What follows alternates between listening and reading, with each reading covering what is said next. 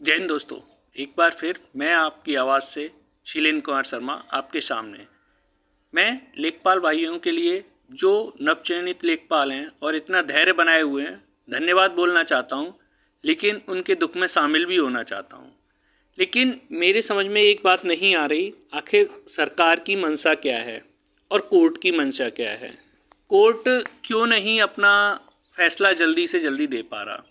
Court ने जब बोला था कि 21 नवंबर के पहले की जितनी रिटें इलाहाबाद हाई कोर्ट उनको फाइनल करके, यानी कि उत्तर प्रदेश हाई कोर्ट उनको फाइनल करके और जल्दी से जल्दी सुप्रीम कोर्ट को उसका रिपोर्ट दे, जो कि जिसके बाद के उज्ज्वला वाले प्रश्न पर सुनवाई होगी और 22 मार्च की, और उसके बाद रिजल्ट आ सके। लेकिन ऐसा नहीं होता है। उसके बाद 8 अप्रैल की डेट मिल जाती है, और जब 8 अप्रैल को हम लोग जाते हैं वहाँ पे, तो फिर क्या मिल जाता है आपको, 29 अप्रैल की मिल जाती है। अभी फ़िलहाल देखा गया कि कल एक नई रिट और पड़ जाती है NH2 पे। अब मेरा मानना तो ये है, एक जो उत्तर प्रदेश राजस्व परिषद है और आयोग है UPSSC आयोग, इन दोनों को क्या करना चाहिए। देखिए, आयोग को करना चाहिए या तो सुप्रीम कोर्ट को करना चाहिए सबसे पहले, कि सुप्रीम कोर्ट को चाहिए कि वो अभ्यर्थियों को एक नोटिस जारी करे या आयोग को नोटिस जारी करे कि जितने भी रिट हैं अभी सुप्रीम कोर्ट जो आने वाली है, उनको 1 वीक का टाइम दे के जितने भी, उसके बाद कुछ भी नहीं सुना जाएगा, और उनको देख के या तो सबको खारिज करे या जैसा भी है जो भी हो, रिजल्ट को जैसे भी हो जल्द से जल्द पब्लिश करे। अगर दोबारा होना है, दोबारा होने की तो संभावना है नहीं, लेकिन हो कुछ भी सकता है उत्तर प्रदेश सरकार में, क्योंकि आप लोग जैसा जानते हैं आज तक जो होता आया है, उत्तर प्रदेश की जितनी भी भर्तियां हैं उनमें बिना परेशान किए हुए तो आज तक कोई भर्ती पूरी हुई नहीं है। तो ये कैसे हो जाएगी, रिकॉर्ड टूट जाएगा ना, और रिकॉर्ड टूटना नहीं चाहिए। उत्तर प्रदेश है ना, जिस प्रदेश में बच्चों को इतनी परेशानियां हो रही हैं, आप सरकार की बात नहीं करना, सरकार कोई भी आ जाए, सरकार कोई भी हो, आज तक जो होता आया है वही हुआ है। आनन फानन में उत्तर प्रदेश सरकार ने उत्तर प्रदेश SI की भर्ती को जल्द पूर्ण कर दिया। इसके लिए वो काबिले तारीफ़ है। वो कैसे किया क्या है आप सबको पता है, और उत्तर प्रदेश पुलिस भर्ती भी हो जाती अगर इतना हंगामा ना होता। अब बात ये है कि यहाँ 2 तरीके के लोग फंसे हुए हैं। एक तो मैं जो चयनित हैं स्टूडेंट, उनसे ये कहना चाहूँगा कि आप अपने आप को धैर्य में रखें, भड़काऊ भाषण या भड़काऊ भाषा का प्रयोग ना करें। जो आप लोग कमेंट्स में या वैसे कहते हो, जो बच्चा 1 नंबर से या आधे नंबर से रह गया कि तू तो गांव में ऐसा है, तू तो खेत करने लायक है, या तू तो कुछ कभी जॉब नहीं मिलेगी। 83 और 82 में कोई अंतर नहीं है। 83 और 82 में कोई अंतर नहीं है देखा जाए तो, और 83 और 84 में तो ऐसा नहीं है कि जो बच्चा 82 लाया है वो नकारा है, पढ़ने में बेकार है, ऐसा कुछ भी नहीं है। इसलिए आप लोग अपना धैर्य रखो। यहाँ जो है ना 0.5 या 1 से जो रहता है उसका लक साथ देता है।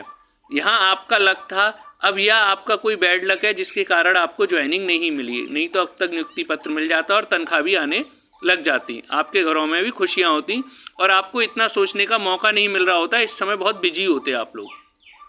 लेकिन चलिए, कुछ ना कुछ अच्छा ही होगा। और एक चीज़ ध्यान रखिएगा, जो होता है अच्छे के लिए होता है। अभी मैंने देखा है कुछ स्टूडेंट्स तो उसके बावजूद भी जो नियुक्ति, ये जो मसला चल रहा है नियुक्ति पत्र का कोर्ट जो खेला जा रहा है, उसके बाद भी कई तो सेंट्रल गवर्नमेंट की जो अभी बैंक का आया था कुछ उसमें हो गए, और कुछ लोग चले गए, बोला इसका तो भर्ती का कुछ पता नहीं। कुछ लोग तो CPO में भी चले गए, जो अभी CPO का फाइनल आया था।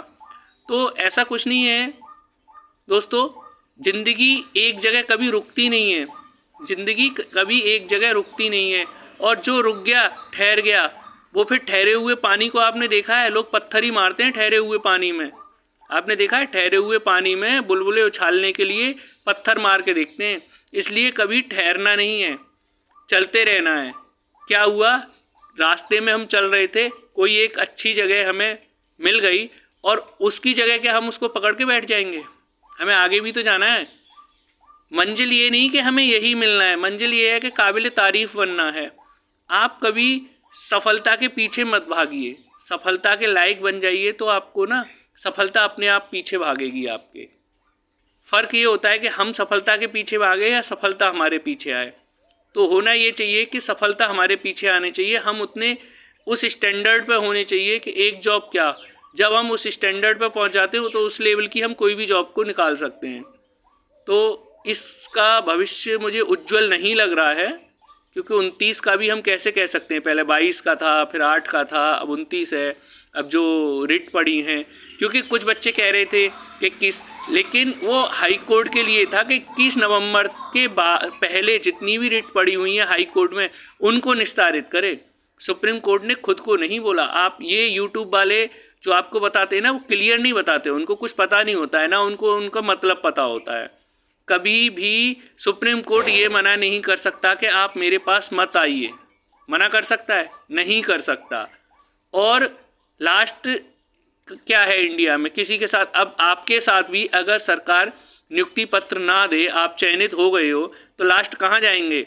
हाई कोर्ट ना सुने, राजस्व परिषद ना सुने, यूपी SSC आयोग ना सुने, तो आप कहाँ जाएंगे? आप भी तो सुप्रीम कोर्ट ही जाएंगे। तो सिक्के के दोनों पहलुओं को देखने की कोशिश करो, कभी भी एक पहलू को नहीं देखना है। और जिस दिन सिक्के के दोनों पहलुओं को आप देखोगे तो आपको दुख और सुख में अंतर नज़र आने लगेगा और ज़्यादा दुख नहीं होगा। आप खुद अपने मन को समझा लेंगे, किसी यूट्यूब चैनल के भरोसे ना रह के। यूट्यूब चैनल वाले तो सिर्फ मेरा चैनल लाइक कर दो, सब्सक्राइब कर दो, लेकिन मैं आपसे ऐसा कुछ नहीं कह रहा हूँ, क्योंकि आप इस समय किस स्थिति से गुजर रहे हो, मानसिक स्थिति से, ये पता चलता है। लेकिन इसमें जो परेशानी में अपनी सोच को अच्छा बना के आगे निकल गया, वही तो इंसान है। ये आपको सिचुएशन है फेस करनी होंगी। जब जॉब लग जाएगी तो कैसे सिचुएशन है फेस करोगे? इसलिए मैं आप लोगों से गुजारिश करना चाहूँगा, भड़काऊ भाषणों पर ध्यान ना दें, ना भड़काऊ भाषण करें। और मैं उन लोगों से भी कहना चाहूँगा जो एक या आधे नंबर से रह गए, ठीक है, आपका काम है कोशिश करना, आप भी अपनी कोशिश में लगे हो, कहीं अगर गलत हुआ है तो उसका भी, लेकिन किसी के साथ आपकी वजह से कोई चीज़ गलत ना हो।